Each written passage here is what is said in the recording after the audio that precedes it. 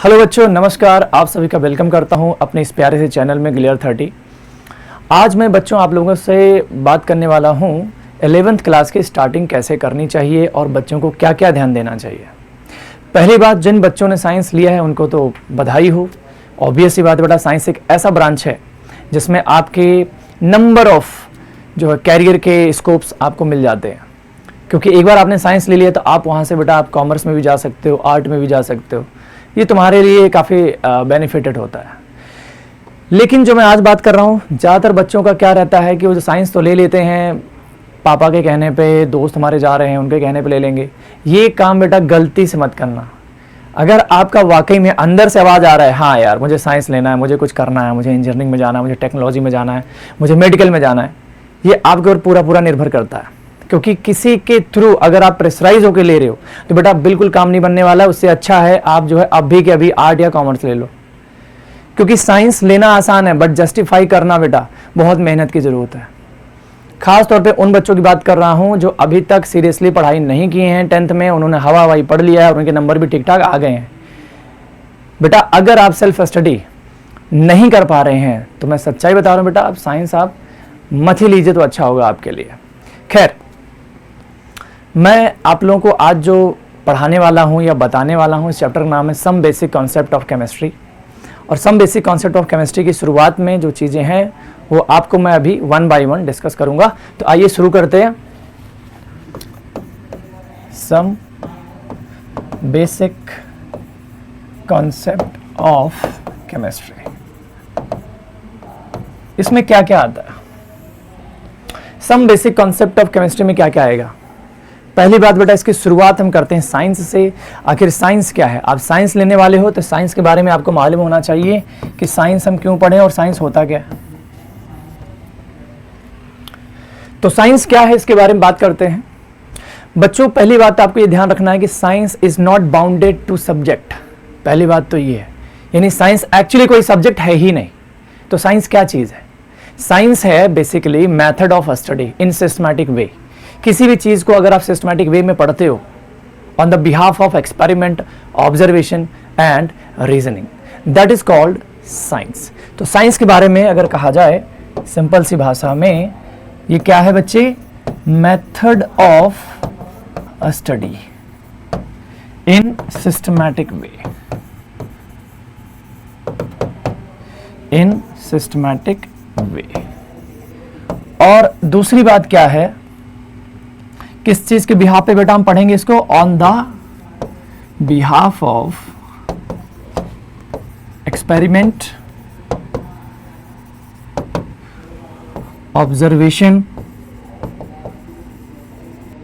And reasoning. Simple सी बात है यार, साइंस क्या है? मेथड ऑफ स्टडी है इन systematic way on the behalf of experiment, observation and reasoning. क्या अगर हम एक्सपेरिमेंट, ऑब्जर्वेशन, रीजनिंग हटा देते क्या साइंस क्रिएट करना पॉसिबल है? सोचो एक बार, it is not possible, right. चलिए आगे बढ़ते हैं बच्चों। इसमें साइंस की जहां तक बात है, साइंस को आगे चलकर आप लोग जानते हैं कि इसको डिवाइड किया गया है 3 पार्ट में। कौन कौन से बताओ? एक तो बेटा आपका जो मैं पढ़ा ही रहा हूं, that is what? Chemistry, physics and biology. आपको क्या लगता है, क्या ये तीनों अलग अलग चीजें हैं या एक ही चीज है? इसको एक एग्जांपल समझते हैं। अगर देखा जाए बेटा ध्यान से तो साइंस की तीनों के तीनों पार्ट आपस में इंटरकनेक्टेड है। लेकिन हाँ, नजरिए वाली बात है बेटा, हम उसी चीज को किस तरीके से पढ़ना चाह रहे हैं। जैसे एक एग्जांपल लेते हैं, आप लोगों ने रबर प्लांट का नाम सुना होगा। रबर प्लांट में से लेटेक्स निकलता है, एक स्टिकी विस्कस लिक्विड होता है लेटेक्स, वो रबर प्लांट से आता है। तो रबर प्लांट बेसिकली किस डिपार्टमेंट का पार्ट है बताओ? बायोलॉजी। लेकिन उसी लेटेक्स को जब मैं लैब में लाता हूं या इंडस्ट्री में लाता हूं बेटा, और उससे मैं क्या बनाता हूं? रबर। क्या बनाता हूं? रबर या टायर बनाता हूं। तो क्या ये किस वजह से हो रहा है? क्या हम वहां पर केमिकल चेंज कर रहे हैं? क्या वहां पर हम केमिकल रिएक्शन करा रहे हैं? इसी वजह से हो रहा है ना बेटा ये चीज, है ना। तो इसका मतलब क्या है, जब आप केमिकल रिएक्शन करा रहे हो उसी बायोलॉजिकल सब्सटेंस के साथ जिसे आप क्रिएट करने वाले हो इरेजर एंड टायर, ठीक है, तो हम उसको किस में काउंट करेंगे बेटा, केमिस्ट्री में काउंट करेंगे। लेकिन जब उसकी स्ट्रेंथ और ड्यूरेबिलिटी की बात करते हैं तो हम कहाँ आएंगे?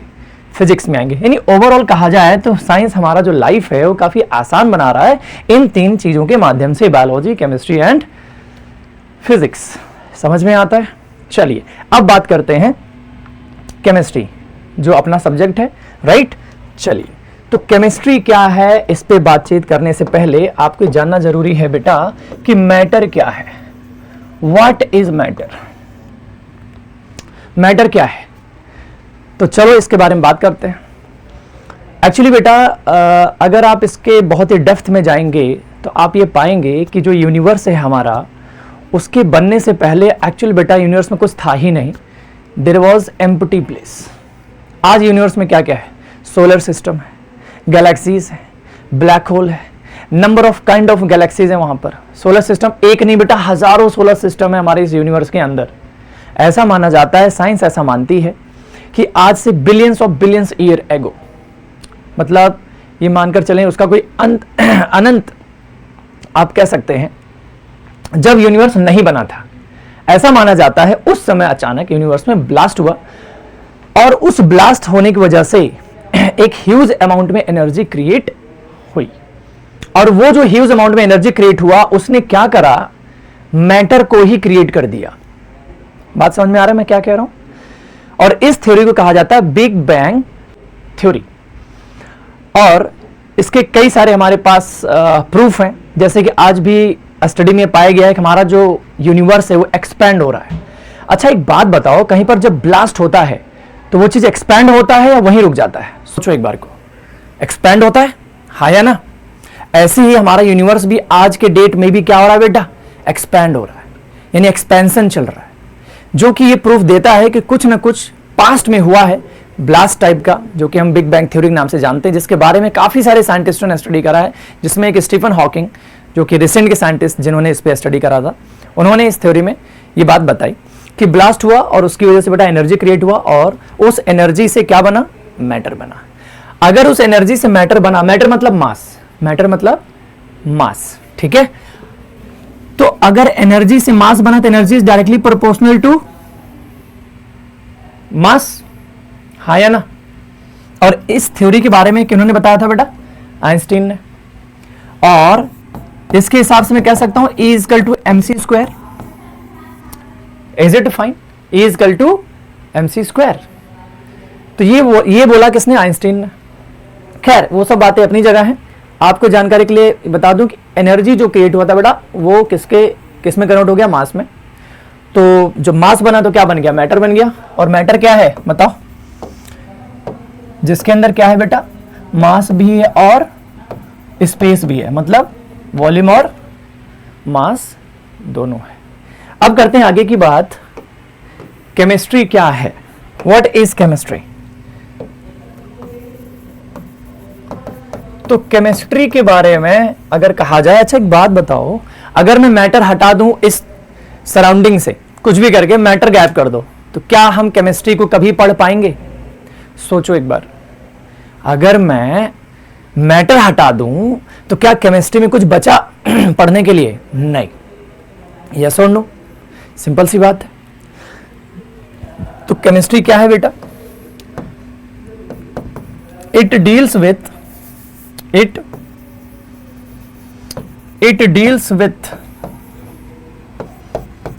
Structure, composition, chemical and physical property of matter। मतलब सर चलो इसको आसान तरीके से समझा जाए। मेरे पास ये मार्कर है, अब मैं आपसे कहूं कि ये जो मार्कर है ये किस चीज से बना है, ये कौन बताएगा? फिजिक्स, बायोलॉजी या केमिस्ट्री? ऑब्वियस है यार, इसका फॉर्मूला तो हमें केमिस्ट्री से ही मालूम चलने वाला है, क्योंकि मैटर है और मैटर के बारे में जानकारी कौन देगा? केमिस्ट्री। और इसके अंदर जो पार्टिकल हैं वो किस तरीके से अरेंज्ड हैं, किस तरीके से जुड़े हैं, उनका स्ट्रक्चर क्या है, वो भी कौन बताएगा बेटा? केमिस्ट्री बताएगा। अब इसका केमिकल रिएक्शन भी कराते हैं तो भी केमिस्ट्री में रीड आउट करेंगे। बात क्लियर? समझ में आ रहा है? हाँ। तो मतलब सिंपल सी बात है कि कि केमिस्ट्री एक ऐसा डिपार्टमेंट है साइंस का बेटा जो स्ट्रक्चर, कॉम्पोजिशन और उसके केमिकल और फिजिकल प्रॉपर्टी ऑफ मैटर के बारे में बताए। Is it fine? चलो आगे बढ़ते हैं।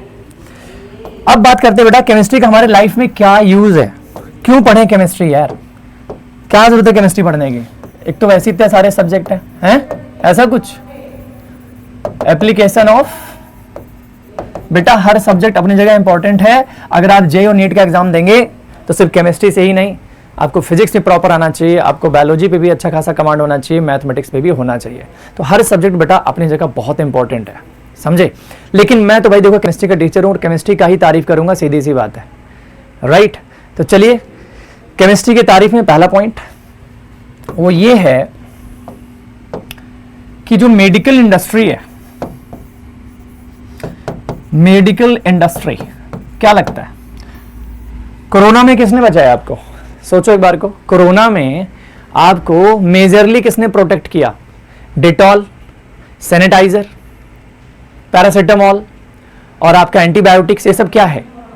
केमिकल ही तो है बेटा। अगर ये सब ना होता तो आपका जो प्रोटेक्शन है वो कहीं ना कहीं क्या हो जाता बेटा? बीमार पड़ते या नहीं पड़ते? ऑब्वियस सी बात है ना। तो मेडिकल इंडस्ट्री जो है बेटा वो अच्छा खासा किस पे डिपेंड करता है?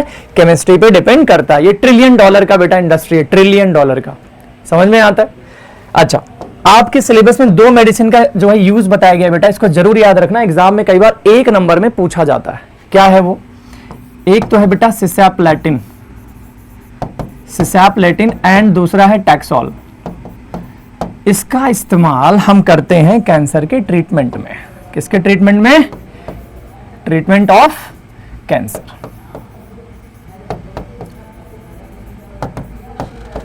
अब आप कहोगे सर कैंसर का तो ट्रीटमेंट ही नहीं होता।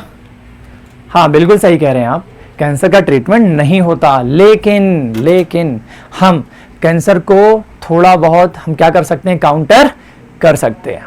जहां व्यक्ति को प्रॉब्लम है उस प्रॉब्लम से कुछ राहत पहुंचा सकते हैं, उस केस में इन दोनों मेडिसिन का इस्तेमाल किया जाता है। ठीक है, यहां तक बात समझ में आता है। चलो नेक्स्ट मेडिसिन की बात करते हैं, जिसका नाम क्या है? एजिडोथाइमिडीन। एजिडोथाइमिडीन, इसका शॉर्टकट में जो नाम है वो है AZT, और हम इसका यूज करते हैं ट्रीटमेंट ऑफ एड्स। अब आप कहोगे फिर वही बात, सर एड्स का भी ट्रीटमेंट नहीं है। अरे यार मैं कब कह रहा हूं ट्रीटमेंट है? ट्रीटमेंट नहीं है लेकिन प्रिवेंशन तो है यार, थोड़ा बहुत। मतलब कहने का आपका जो इम्यूनिटी जो वीक हुआ है उसको थोड़ा बढ़ाया तो जा सकता है। समझ में आ रहा है मैं क्या कह रहा हूं? सिंपल सी कहानी है। चलिए आगे बढ़ते हैं बेटा। मेडिकल इंडस्ट्री के बाद हमारा जो सेकंड सबसे लार्जेस्ट कह लीजिए सबसे बड़ा जो एप्लीकेशन है वो है केमिकल इंडस्ट्री। क्या है? Chemical industry. केमिकल इंडस्ट्री में अगर आप देखते हैं बेटा तो आपका इसमें सबसे ज्यादा जो मेजरली जो यूज होने वाली चीज है वो है एसिड और बेस, जिसके अंदर आपका शैम्पू, साबुन और डाइज ये सारी चीजें आ जाती हैं। अल्कलीज तो खैर ही हैं, तो इसमें लिख देते हैं बेटा कुछ एग्जांपल। क्या क्या बताओ? एसिड, बेस और डाइज। ठीक है, समझ में आता है। चलो अब आते हैं बेटा तीसरा फैक्टर, एग्रीकल्चर। अब यार एग्रीकल्चर में कहां से आ गया ये बेटा? एग्रीकल्चर में बहुत बड़ा रोल है केमिस्ट्री का। ठीक है, अगर एग्रीकल्चर में हम फर्टिलाइजर का इस्तेमाल ना करें, पेस्टिसाइड का इस्तेमाल ना करें, इंसेक्टिसाइड का इस्तेमाल ना करें, तो हमारा जो क्रॉप्स का जो प्रोडक्शन है क्या वो उतना ही रहेगा? समझ रहे हैं मैं क्या कह रहा हूं? यानी प्रोडक्शन को बढ़ाने के लिए इन केमिकल का इस्तेमाल किया जाता है। ठीक है, तो चलो लिख लेते हैं बेटा इसमें भी कुछ, जैसे क्या क्या? फर्टिलाइजर में क्या होता है? यूरिया और पेस्टिसाइड्स और इंसेक्टिसाइड्स। समझ में आता है? चलो अब आते बेटा अगले फैक्टर पे। अगला फैक्टर हमारा क्या है? अगला फैक्टर हमारा रहेगा textile industry. Textile industry. Textile industry में क्या क्या आता है? सोचो जरा आप। रेयॉन, पॉलिएस्टर, नायलॉन, ये कुछ आर्टिफिशियल फाइबर है बेटा जिनका हम कपड़ों में इस्तेमाल करते हैं और इनकी बहुत सारी बिक्री होती है। हम लोग समझ नहीं पाते हैं कई बार क्या होता है बेटा, मिक्स करके फाइबर बनाए जाते हैं। मतलब किसी किसी कपड़े में कॉटन के साथ इनका थोड़ा बहुत मिक्स कर लेते हैं, 30% कॉटन या कह लो 50% कॉटन 50% ये, तो कपड़ों की हम परख नहीं कर पाते। और इसी तरीके से नंबर ऑफ वैरायटी ऑफ हमारे पास क्लॉथ्स मार्केट में मौजूद होते हैं। ठीक है, चलिए खैर आगे बढ़ते हैं। तो अगर आप इस पे ध्यान से देखें तो इसका काफी यूज है बेटा। और अब आ जाता है इसका सबसे बड़ा यूज, शेल्टर, यानी कि शेल्टर, यानी कि अगर क्या आप बिना सीमेंट के घर बना सकते हो? क्या बिना पेंट के हमारे जो दीवार है वो कलरफुल लगेंगे? कभी नहीं। यानी कि सीमेंट और paint is a good example of shelter. And shelter में बेटा आप इसको सही कर लेना, हाँ शेल्टर। तो शेल्टर में क्या होता है, सीमेंट और पेंट, सिंपल सी बात है। इसके बिना पॉसिबल ही नहीं घर बनाना। अब यार मिट्टी से घर तो बनाओगे नहीं, ऑब्वियस सी बात है ना। अब वो जमाना तो रहा नहीं। अब इससे ही बड़ा यूज आपको बताता हूं,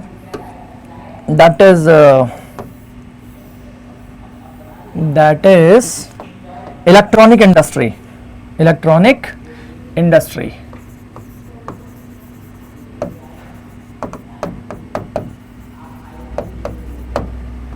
इलेक्ट्रॉनिक जो इंडस्ट्री है उसमें हम सिलिकॉन और जर्मेनियम का इस्तेमाल करते हैं, जो कि एक केमिकल है, जो कि एक एलिमेंट है, जो कि केमिस्ट्री का एक पार्ट है। बोलो यहां तक समझ में आता है? तो बेटा ये तो एप्लीकेशन हो गए इसके। और एक लास्ट और देख लेते हैं बेटा, वेपन्स। जितने भी वेपन्स हैं ऑलमोस्ट, जैसे कि क्या क्या, एटॉमिक बॉम्ब और hydrogen bomb, atomic bomb, hydrogen bomb, missiles, ये सारी चीजें बेटा आप इसमें देख सकते हैं। तो इस तरीके से बेटा आपको ये चीज़ समझ में आ जाना चाहिए कि केमिस्ट्री का हमारे लाइफ में क्या एप्लीकेशन है, हम क्यों पढ़ें, क्या रीज़न है, तो ये सारी चीज़ें। और अगर आप देखें तो हमारे सराउंडिंग में ऑलमोस्ट जितनी भी सारी चीज़ें हैं हम केमिकल से ही घिरे हुए। हमारी लाइफ कहीं ना कहीं बेटा इन पे टोटली बेस्ड हो चुकी है। यस और नो? तो इस तरीके से बेटा आपने देखा इस लेक्चर में कि साइंस क्या है, केमिस्ट्री क्या है, एप्लीकेशन ऑफ केमिस्ट्री क्या है, हमारे लाइफ में इसका क्या इम्पैक्ट है, राइट। तो इस तरीके से बेटा इसको आगे हम लेक्चर को बढ़ाएंगे और एक एक चीज़ पे डिटेलिंग में बात करेंगे। तो मिलते हैं आप लोगों से अगली वीडियो में बेटा, तब तक के लिए नमस्कार।